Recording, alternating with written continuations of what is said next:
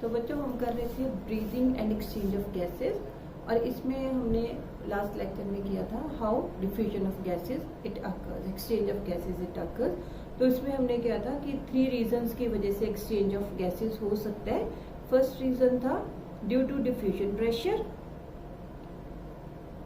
Second reason था depends upon the solubility of the gases, solubility of the gases, कौन सी gas है जो वो ज्यादा जल्दी डिफ्यूज होती है, और थर्ड है जो वो था थिकनेस ऑफ द मेम्ब्रेन। याद है ये सारे, थिकनेस ऑफ द मेम्ब्रेन।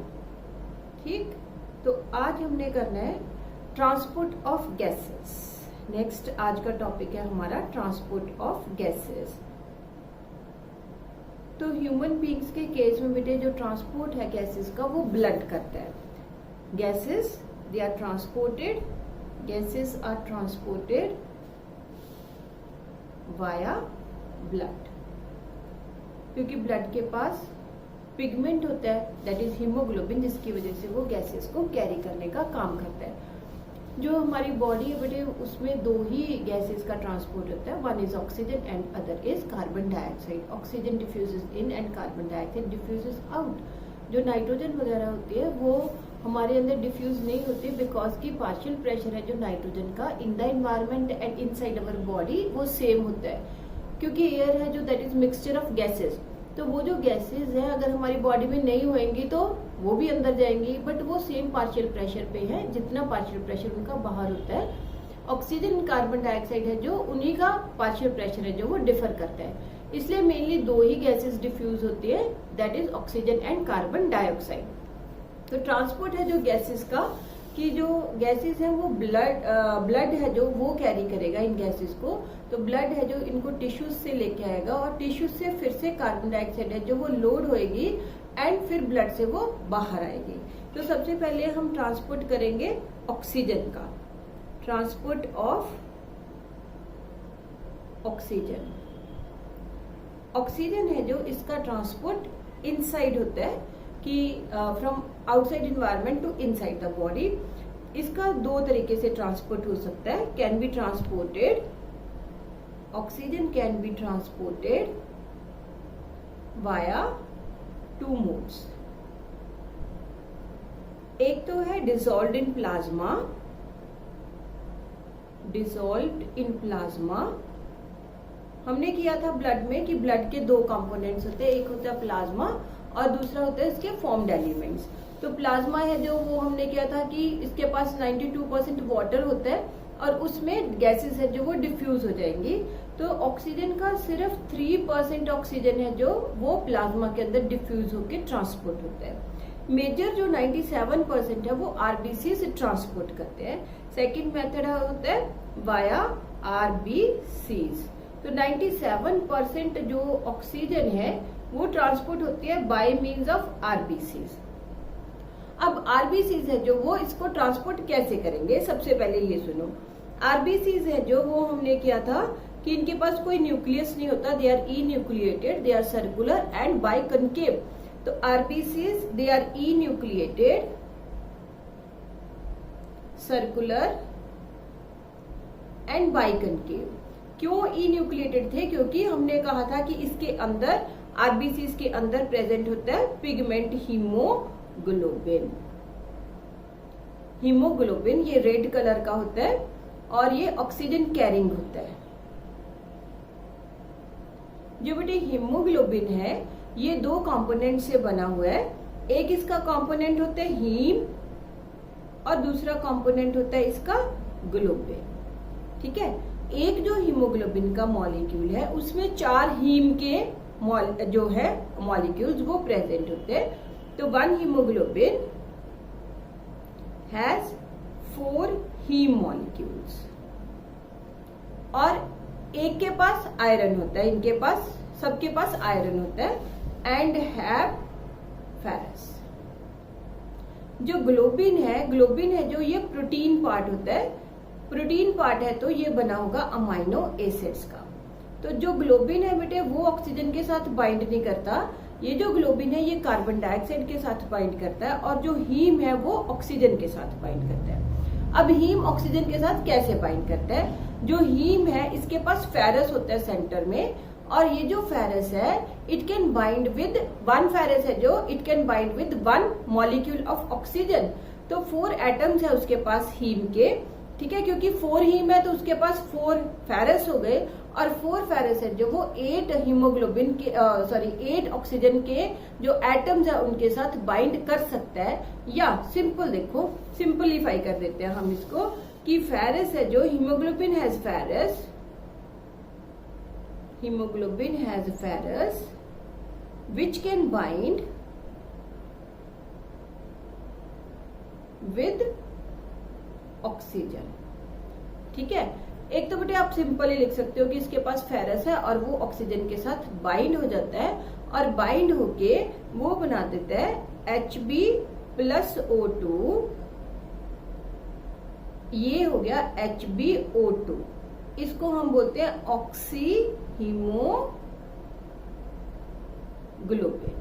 ये लंग लेवल पे हो गया, एल्वियोलाई लेवल पे ये होता है, और ये जो प्रोसेस है ये रिवर्सिबल प्रोसेस होती है। ऐसे दिखाया ना हमने, एक ऐसे एक ऐसे, तो ये रिवर्सिबल प्रोसेस है।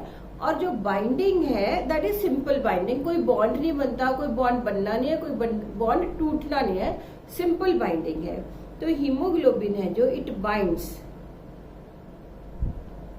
with oxygen simply without the formation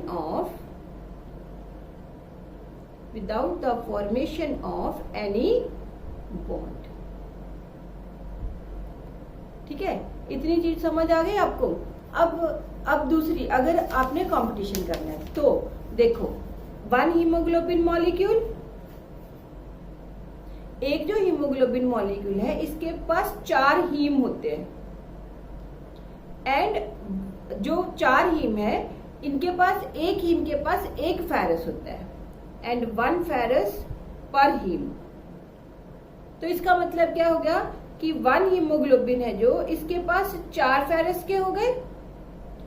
ठीक है, ये 4 फेरस के क्या हुए? एटम्स हुए। और एक फेरस है जो it can bind with 4 molecules of oxygen, 4 molecules of oxygen. तो ये ऐसे बन जाता है बेटे Hb4। Hb4 इसलिए लिखा है क्योंकि इसके पास 4 हीम के प्रेजेंट है, प्लस 4 ऑक्सीजन, 4 ऑक्सीजन के मॉलिक्यूल्स रिवर्सिबली ये कंबाइन किए, और ये बन गया Hb4O8। यही सेम चीज हमने ऊपर भी लिखी, दैट इज ये क्या बना HbO2। मतलब यहाँ पे अगर हम 4 कर दे तो ये 8 हो जाएगा। मतलब एक हीम है जो वो एक ऑक्सीजन के मॉलिक्यूल के साथ बाइंड करता है, और एक हीमोग्लोबिन मॉलिक्यूल है जो वो कितने 4 जो है मॉलिक्यूल्स ऑफ ऑक्सीजन उनके साथ बाइंड कर जाता है।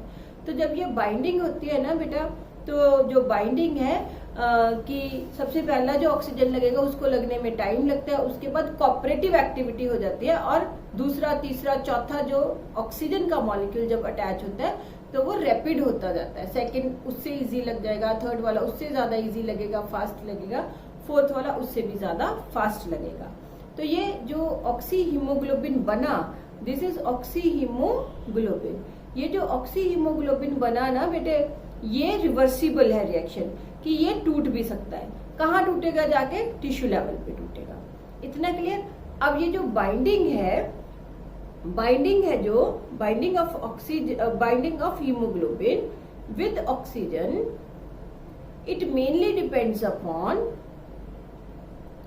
it mainly depends upon partial pressure of oxygen. ये ऑक्सीजन के पार्शियल प्रेशर पे मेनली डिपेंड करेगी। अब वही डायग्राम आ जाओ, पहले वहां से समझाती हूँ फिर हम ग्राफ वगैरह बनाएंगे। तो ये हमने बेटे बनाया था एल्वियोलाई, पुरानी डायग्राम है जो हमने बनाई थी पहले। दिस इज एल्वियोलाई,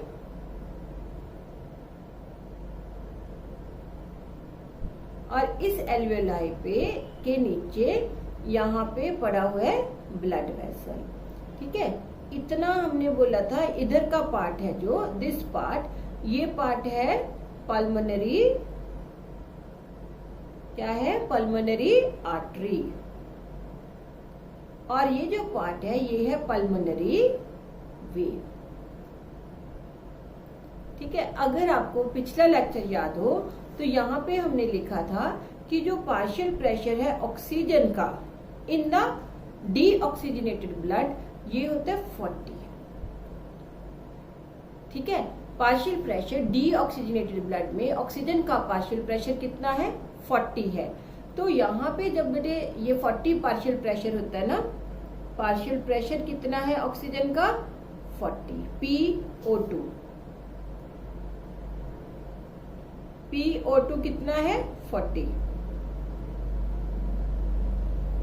उस टाइम पे 75% हीमोग्लोबिन है जो that is saturated with oxygen. इतने पार्शियल प्रेशर पे मतलब क्या है कि जब ब्लड डीऑक्सीजनेटेड है तब भी उसका हीमोग्लोबिन 75% क्या है, सैचुरेटेड है। अब फिर क्या हुआ, ये इधर कन्वर्ट हो गया, यहां चला गया। पल्मोनरी वेन में कैसे कन्वर्ट हुआ, डीऑक्सीजनेटेड ब्लड ऑक्सीजनेटेड ब्लड में कैसे कन्वर्ट हुआ। तो यहाँ हमने बोला था कि पार्शियल प्रेशर है जो ऑक्सीजन का वो 104 mm ऑफ मर्करी है, यही कहा था ना। तो जब ये पार्शियल प्रेशर है जो वो 100 या 104 mm ऑफ मर्करी हुआ तो यहाँ पे जो सैचुरेशन है ये हमने कितनी बोली थी, हमने बोला था कि 95% जो ब्लड हीमोग्लोबिन है वो सैचुरेट हो जाएगा विद ऑक्सीजन। तो यहाँ पे PO2 है जो जब 100 हुआ तो सैचुरेशन कितनी हो गई, सैचुरेशन ब्लड की हो गई 95% सैचुरेशन। इतना समझ आया बेटा? ठीक है, तो जब पार्शियल प्रेशर है जो वो ऑक्सीजन का कितना है, 100 mm of mercury, 100 mm of mercury है तो सैचुरेशन कितनी है, 95%। इससे ज्यादा सैचुरेशन है जो वो नहीं होती ब्लड की। ठीक है, 95-96% सैचुरेशन रहती है। तो जो हीमोग्लोबिन है 95 मतलब फुल्ली सैचुरेट हो गया। उसके बाद चाहे आप प्रेशर बढ़ा भी दो उससे ज्यादा सैचुरेशन इसकी नहीं होगी। अब वापस यहीं पे आते हैं बेटा कि हमने कहा कि जब पार्शियल प्रेशर है जो ऑक्सीजन का कितना है, 40 है, तो उस टाइम पे 75% हीमोग्लोबिन है जो वो सैचुरेटेड है ब्लड पे, ब्लड में।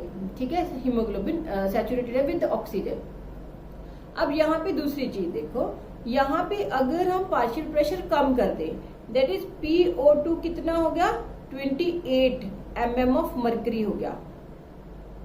हालांकि जो हमारी बॉडी है बेटे उसमें इतना पार्शियल प्रेशर है जो ऑक्सीजन का कम नहीं होता, क्योंकि वो फिर सांस लेने में प्रॉब्लम आनी शुरू हो जाएगी।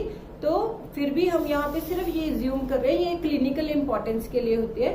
तो जब PO2 28 mm ऑफ मर्करी है तो 50% हीमोग्लोबिन है जो that is saturated with blood. तो PO2 कितना हुआ, 28 mm ऑफ मर्करी। तो कितना, 50% हीमोग्लोबिन है जो that is saturated with oxygen. तो जहां पे हीमोग्लोबिन की 50% सैचुरेशन हुई इसको हम मानते हैं P50।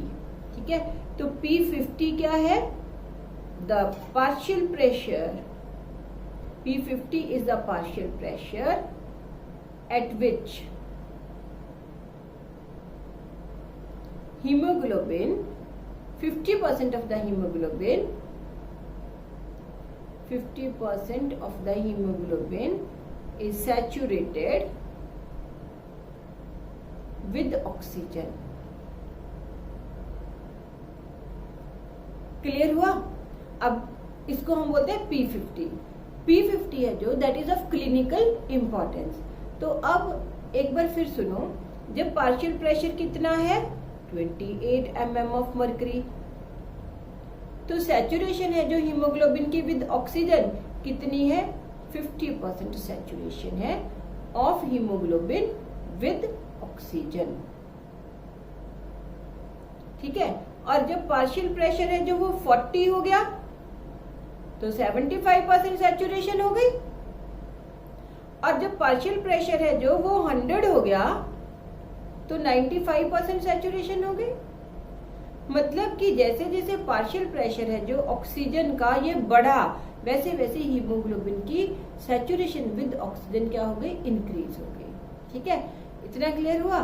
अब दूसरी चीज देखो, यहाँ पे क्या हुआ, इस पॉइंट पे ये बेटे हीमोग्लोबिन है जो वो सैचुरेट हो गया ऑक्सीजन का, और ब्लड है जो वो ऑक्सीजनेटेड ब्लड बन गया। ये जो ब्लड है ये हमारे टिश्यूज के पास जाएगा। तो यहाँ पे जो ऑक्सीजन है ना बेटे, उसकी क्या हुई है, लोडिंग। ऑक्सीजन की यहाँ पे लोडिंग हुई है। ठीक है, क्यों हुई है यहाँ पे लोडिंग, क्योंकि यहाँ पे ना बेटे क्या हुआ कि अगर वो पिछली वाली डायग्राम आपको याद है तो यहाँ पे PCO2 कितना था, 45 mm ऑफ मरकरी था। इसीलिए हमने कहा था कि यहाँ पे PCO2 कितना है, 40 mm ऑफ मरकरी है। तो हमने कहा था कि कार्बन डाइऑक्साइड है जो वो बाहर यहाँ पे जाएगी। जब कार्बन डाइऑक्साइड यहाँ से बाहर गई, at the same time oxygen है जो वो ब्लड के अंदर आए। तो एक ये बहुत बड़ा फैक्टर है कि कार्बन डाइऑक्साइड जब डिस्प्लेस होती है from the blood to the lungs, उस टाइम पे ऑक्सीजन है जो वो लंग्स से ब्लड में आ जाएगी। तो लोडिंग है जो वो कब हुई, हीमोग्लोबिन की विद ऑक्सीजन, जब कार्बन डाइऑक्साइड की कॉन्सेंट्रेशन इंक्रीज हो गई। जब बेटे कार्बन डाइऑक्साइड इंक्रीज होती है तो कार्बन डाइऑक्साइड पानी में डिसॉल्व होकर क्या बनाते हैं, कार्बोनिक एसिड। और एसिड जब होता है तो आपने केमिस्ट्री में पढ़ा होगा कि एसिडिक जब कंडीशन होती है तो पीएच वैल्यू है जो वो लो हो जाती है एंड HN कॉन्सेंट्रेशन इंक्रीज हो जाती है। तो लोडिंग है जो वो ऑक्सीजन की या हीमोग्लोबिन की सैचुरेशन है जो वो कब बढ़ेगी। ठीक है, तो जो सैचुरेशन है, सैचुरेशन ऑफ हीमोग्लोबिन कब होगी, ठीक है, कि जो है दैट इज कब इसकी सैचुरेशन हुई, जब कार्बन डाइऑक्साइड कॉन्सेंट्रेशन है जो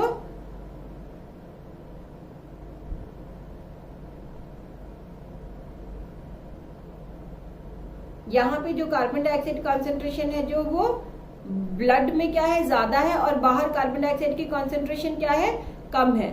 तो इसका मतलब, क्योंकि हमने बाहर के साथ कंपेयर करना है, तो यहाँ पे हम लिखेंगे डिक्रीज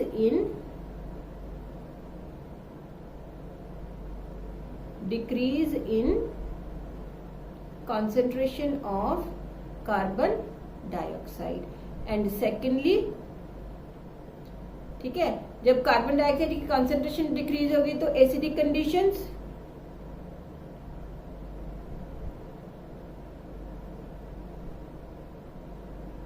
एंड पीएच वैल्यू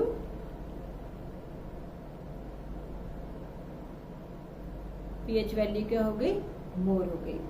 ठीक है, यहाँ पे बेटे जो मैंने अभी समझाया था आपको कि यहाँ पे एक इफेक्ट लगेगा, बोहर इफेक्ट उसको हम बोलते हैं, इसको हम सॉरी हेल्डेन इफेक्ट हम इसको बोलते हैं। हेल्डेन इफेक्ट के अकॉर्डिंगली वो क्या कहते हैं कि जो हीमोग्लोबिन है वो ऑक्सीजन के साथ बाइंड हुआ, या ऑक्सीजन है जो it diffuses inside the blood because of increase of carbon dioxide, और या हम कहें कि because of displacement of the carbon dioxide from the blood. तो क्योंकि कार्बन डाइऑक्साइड है जो वो डिस्प्लेस हो रही है तो इसलिए ऑक्सीजन है जो ये अंदर आ रही है, इसको हम क्या बोलते हैं, हेल्डेन इफेक्ट बोलते हैं। ये मैं बाद में भी करवाती हूँ। अब दूसरी चीज सुनो, दूसरी चीज में हम क्या कह रहे हैं कि जो है टिश्यू लेवल आ जाएगा। ये हमने ये किया बेटे, अभी जो बनाई थी हमने डायग्राम कि ये एल्वेओलाई हो गए, एल्वेओलाई में क्या हुआ, यहाँ से ये ऑक्सीजन है जो वो डिफ्यूजेस इन हो गई और जो HbO2 कॉम्प्लेक्स बन गया, और यहाँ पे 95% ब्लड है जो वो उसकी सैचुरेशन है। अब यहाँ पे मैं ऐसे शॉर्टकट मार रही हूँ, हार्ट नहीं बना रहे हम बीच में, सीधा हम टिश्यूज बना रहे हैं। तो टिश्यू लेवल पे यहाँ पे 95% सैचुरेशन है, और यहाँ पे पार्शियल प्रेशर है जो वो ऑक्सीजन का टिश्यू लेवल पे कितना है, 40 है। तो जब यहाँ पे 40 है तो यहाँ पे जो HbO2 कॉम्प्लेक्स है वो ब्रेक करेगा, ब्रेक करके ऑक्सीजन है जो ये दे देगा और हीमोग्लोबिन है जो वो,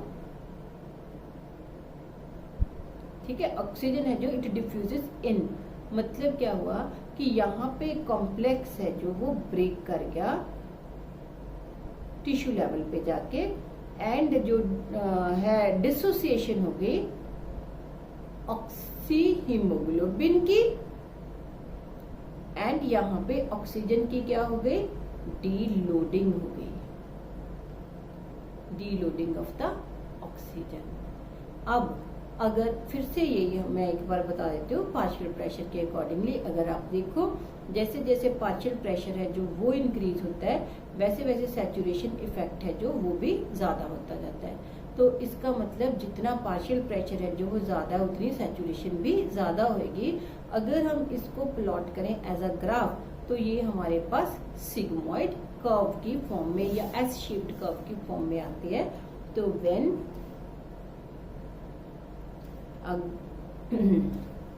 graph is plotted for oxyhemoglobin curve, it comes out to be sigmoid curve or also called S-shaped curve। तो इस एस शेप्ड कर्व को अगर हम बनाए, ये जो एक्स एक्सिस है इधर आएगा पार्शियल प्रेशर ऑफ ऑक्सीजन और इधर आएगा saturation, percent saturation of haemoglobin. तो ये कर्व है जो ये बनेगी एस शेप्ड कर्व है जो that is formed like this, ठीक है। यहाँ पे बेटे हम दिखा रहे हैं ये वाला जो पॉइंट है कि ये स्टेबल हो गया, दैट इज इक्विलिब्रियम में आ गया, मतलब इससे ऊपर पार्शियल प्रेशर जितना मर्जी इंक्रीज कर दो, यहाँ से और सैचुरेशन है जो हीमोग्लोबिन की नहीं आएगी। तो ये मैक्सिमम हो गया। तो यहाँ पे पार्शियल प्रेशर है जो ऑक्सीजन का कितना है, 100 है, this is 100 mm of mercury, और ये 50% सैचुरेशन है। जब इसकी 50% सैचुरेशन हुई तो पार्शियल प्रेशर कितना है, 28 लिखा हुआ है, 28 होता है mm ऑफ मर्करी, कहीं उन्होंने 30 भी दिया होगा। एंड यहाँ पे P50 है, P50 का मतलब है हीमोग्लोबिन है जो वो 50% सैचुरेटेड है विद ऑक्सीजन। और जब इसकी जो सैचुरेशन है वो कितनी हुई है, 75% हुई है, तो पार्शियल प्रेशर कितना है, उस टाइप पे पार्शियल प्रेशर है 40 mm ऑफ मर्करी, और ये 75% सैचुरेटेड है। अब जब ये कर्व है ना जो बेटे ऐसे नीचे को शिफ्ट हो गई like this,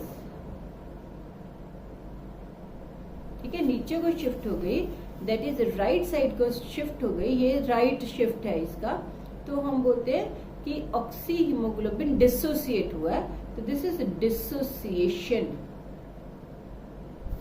this is dissociation, ठीक है। और जब ये कर्व है जो वो ऊपर को शिफ्ट होती है,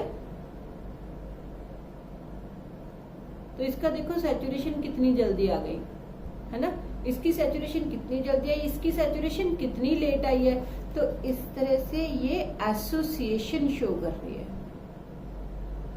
मतलब कि देखो एक सिंपल सी बात है कि इसका P50 तो यहीं पे आ गया, यहीं आ गया ना इसका P50, और इसका P50 यहाँ पे जाके आया था ज्यादा पार्शियल प्रेशर पे। मतलब कि ये जो कर्व है जो हमें रेड वाली कर्व दिखाई है, इसकी एफिनिटी ऑक्सीजन के लिए ज्यादा है, इसकी एफिनिटी ऑक्सीजन के लिए कम है, और ये हमने नॉर्मल कर्व बनाई है। मतलब क्या है कि इसकी एफिनिटी अगर यहाँ पे कम है तो इसका मतलब ऑक्सीजन एंड हीमोग्लोबिन है जो एक दूसरे से क्या हो रहे हैं, डिसोसिएट हो रहे हैं, क्योंकि इसका P50 है जो वो कितनी दूर जाके आए, इसका P50 यहाँ पे जाके आएगा। तो इसलिए ये जो राइट साइड कर्व है ये डिसोसिएशन शो कर रही है और ये एसोसिएशन शो कर रही है।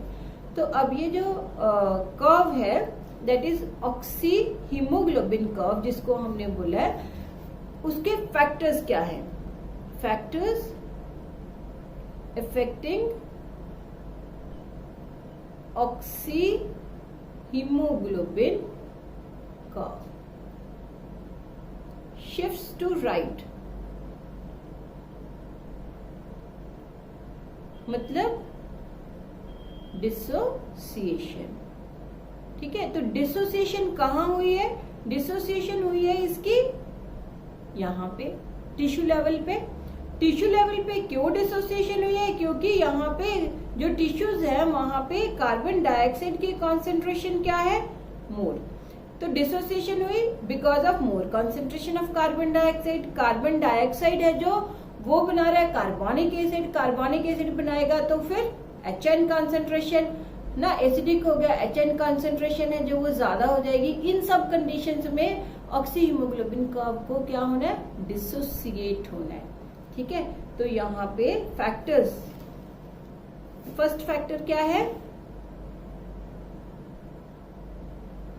Increase in concentration of carbon dioxide. Second, acidic medium. Third, acidic होता है तो HN कंसेंट्रेशन ज्यादा होती है.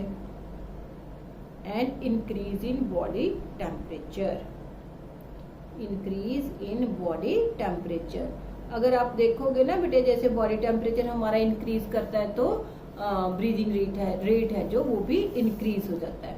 तो ये जो सारे फैक्टर्स हैं ये डिसोसिएशन के लिए रिस्पॉन्सिबल है. एसोसिएशन के लिए क्या रिस्पॉन्सिबल है? एसोसिएशन कहाँ हुई है? एसोसिएशन हुई है इस लेवल पे, लंग लेवल पे, एल्वेलाई लेवल पे. तो यहाँ पे अगर हम एल्वेलाई लेवल पे देखें, यहाँ पे एसोसिएशन हुई ना, तो यहाँ पे कार्बन डाइऑक्साइड का पार्शियल प्रेशर कम हो गया, HN कंसेंट्रेशन कम हो गई, एसिडिक कंडीशंस कम होगी, तो उस कंडीशन में ये एसोसिएट करेगा. इतना क्लियर हो गया? तो जो ऑक्सीजन है, एक बार फिर सुन लो सारा, क्योंकि थोड़ा सा मुश्किल पार्ट है ये. ऑक्सीजन है जो उसका ट्रांसपोर्ट दो तरीके से होता है. वन है फर्स्ट कि जो ऑक्सीजन है ये ट्रांसपोर्ट होती है वाया प्लाज्मा. प्लाज्मा में डिसॉल्व हो जाती है ऑक्सीजन और ट्रांसपोर्ट होती है, बट वो बहुत थोड़ा अमाउंट है, सिर्फ 3% है जो वो इसमें इसके थ्रू जाती है, प्लाज्मा के थ्रू. फिर है सेकंड वाया आरबीसीज. आरबीसीज के थ्रू मेनली ये जाती है. आरबीसीज है जो वो हमने कहा था ई न्यूक्लिएटेड है, क्योंकि उसके अंदर हीमोग्लोबिन है जो उसने ज्यादा से ज्यादा उसको भरना है. तो हीमोग्लोबिन है जो वो ऑक्सीजन कैरिंग पिगमेंट है जिसके दो पार्ट्स हैं, एक हीमी होता है, एक ग्लोबिन पार्ट होता है. हीम जो है ये इसके पास फेरस होता है, ठीक है, और फेरस है जो वो ऑक्सीजन के साथ कंबाइन करता है in a reversible manner without forming any bond. तो ये जो फेरस है इसका, ये ऑक्सीजन के साथ कंबाइन करके बना देगा ऑक्सी हीमोग्लोबिन. रिएक्शन है जो रिवर्सिबल होती है, लंग्स लेवल पे ये, एल्वेलाई लेवल पे ये बाइंड करता है और टिश्यू लेवल पे जाके ये डिसोसिएट हो जाता है. जो बाइंडिंग है सिंपल बाइंडिंग है, कोई बॉन्ड है जो वो नहीं बनेगा. अब दूसरी चीज देखो कि जो है एक हीमोग्लोबिन मॉलिक्यूल के पास 4 हीम होते हैं, तो 4 हीम है जो ये 4 ऑक्सीजन के मॉलिक्यूल्स के साथ बाइंड करके या 8 ऑक्सीजन के एटम्स के साथ ये बाइंड करके. बाइंडिंग है जो ये पार्शियल प्रेशर है जो ऑक्सीजन का, उसके ऊपर डिपेंड करता है. जब ये ब्लड है जो डीऑक्सीजनेटेड होता है उस टाइम पे पार्शियल प्रेशर ऑक्सीजन का 40 mm मर्करी होता है, तब भी 75% ब्लड है जो वो सैचुरेटेड होता है विद ऑक्सीजन. 75% हीमोग्लोबिन सैचुरेटेड होता है विद ऑक्सीजन. और जब ये पार्शियल प्रेशर है जो ऑक्सीजन का 100 या 104 हो गया, उस टाइम पे 95% हीमोग्लोबिन सैचुरेट हो जाता है विद ऑक्सीजन. जब ये पार्शियल प्रेशर ऑक्सीजन का 40 से कम हो जाए, 28 हो जाए, 30 हो जाए, 20 हो जाए, तो 50% हीमोग्लोबिन है जो वो बाउंडेड होती है विद ऑक्सीजन. ठीक है, तो ये क्लिनिकल इंपॉर्टेंस का, इस वैल्यू को हम P50 गिनते हैं. अगर हम इसकी कर्व बनाएं तो ये sigmoid curve, S shaped curve होगी, जिसमें हमने ये दिखाते हैं कि इनिशियली जो बाइंडिंग है वो स्लो है, उसके बाद एक्सपोनेंशियल फेज आ गया और उसके बाद स्टेबल फेज आ गया. तो ये जो स्टेबल फेज है इसमें हम चाहे पार्शियल प्रेशर और भी इंक्रीज कर दें, पार्शियल प्रेशर हमने और इंक्रीज कर दिया, but saturation remains the same. 96% saturation से ज्यादा सैचुरेशन नहीं होती हीमोग्लोबिन की। और ये हमने बनाया P50, 28 mm ऑफ मर्करी पे, 40 mm पे 75% है जो वो बाइंड हो गया। ठीक है, तो अब ये जो कर्व है, ये जो एसोसिएट हुआ ऑक्सीजन विद हीमोग्लोबिन, ये डिसोसिएट होगा at tissue level. Tissue level पे कार्बन डाइऑक्साइड की कॉन्सेंट्रेशन ज्यादा होती है। सेकेंडली कार्बन डाइऑक्साइड है जो वो प्लाज्मा में डिजोल्व होकर कार्बोनिक एसिड बनाता है, तो इसलिए वहां पे एसिडिक कंडीशंस हो जाती है। एसिडिक कंडीशन में HN कॉन्सेंट्रेशन ज्यादा होती है, तो ये सारी कंडीशंस की वजह से ये कर्व नीचे को आ जाएगी, दैट इज ये डिसोसिएट हो जाएगा। ठीक है, तो अब एक चीज और सुनो यहाँ पे कि हमने कहा हमारे पास है हीमोग्लोबिन। हीमोग्लोबिन है जो, क्या कहा था हमने, there is 12 to 15 grams of haemoglobin पर 100 ml ऑफ ब्लड। ठीक है ना, ये किया था ना हमने। अब क्या है कि एक जो बेटे एक है ना 1 ग्राम ऑफ हीमोग्लोबिन है ना, जो it can bind with 1.34 ml of oxygen. अगर 1 ग्राम 1.34 ऑक्सीजन के साथ कंबाइन करता है तो 15 ग्राम, ठीक है, कितनी ऑक्सीजन के साथ करेगा? 15 grams of oxygen haemoglobin can bind with 15 into 1.34 ml of oxygen, which is nearly 19.4 ml of oxygen, that is approximately 20 ml of oxygen हो गया। ठीक है, इस ब्लड को हम क्या बोलेंगे? Oxygenated blood. This is known as oxygenated blood. अब ये मतलब जब हम बोलते हैं कि उसकी पूरी सैचुरेशन हुई है, ऑक्सीजनेटेड ब्लड है, ये ऑक्सीजनेटेड ब्लड चला गया टिश्यूज के पास। टिश्यूज से जब ये डीऑक्सीजनेटेड ब्लड में कन्वर्ट हुआ तो उस टाइम पे भी डीऑक्सीजनेटेड ब्लड है जो उसके पास कितनी 14.4 ml ऑफ ऑक्सीजन प्रेजेंट होती है। Deoxygenated blood has 14.4 ml of oxygen. तो अगर हम 19.4 में से 14.4 माइनस कर दें तो ऑक्सीजनेटेड ब्लड ने सिर्फ 5 ml of oxygen he tissues को दिया है। So only 5 ml of oxygen is transported via 100 ml of blood, क्योंकि 100 ml में 15 Hb होता है ना, 15 ग्राम्स है ना, तो ये हो गया पर 100 ml of blood। अब ड्यूरिंग एक्सरसाइज क्या होगा? ड्यूरिंग एक्सरसाइज उस टाइम पे ज्यादा ऑक्सीजन की जरूरत है, तो जो 1 ग्राम हीमोग्लोबिन है इट कैन बाइंड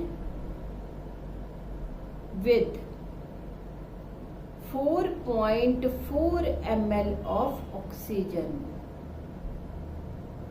ठीक है, और इसको 15 से मल्टीप्लाई कर देंगे तो उस केस में ये ज्यादा ऑक्सीजन है जो वो ट्रांसपोर्ट करेगा to tissues, and 15 ml of oxygen is transported to tissues by 100 ml of blood। ठीक है, तो इन दिस वे जो हम बोलते हैं डीऑक्सीजनेटेड ब्लड, उसमें भी बहुत सारी ऑक्सीजन है जो वो प्रेजेंट होती है। नॉर्मल एक्टिविटीज के लिए हमें बहुत ज्यादा ऑक्सीजन की जरूरत नहीं होती, तो 5 ml ऑक्सीजन ही पर विजिट वो ट्रांसपोर्ट करती है हीमोग्लोबिन। और अगर हम एक्सरसाइज करते हैं तो वो 15 ml ऑफ ऑक्सीजन है जो वो ट्रांसपोर्ट कर सकते हैं। तो this was all about the transport of oxygen. And next lecture में हम करेंगे ट्रांसपोर्ट ऑफ कार्बन डाइऑक्साइड।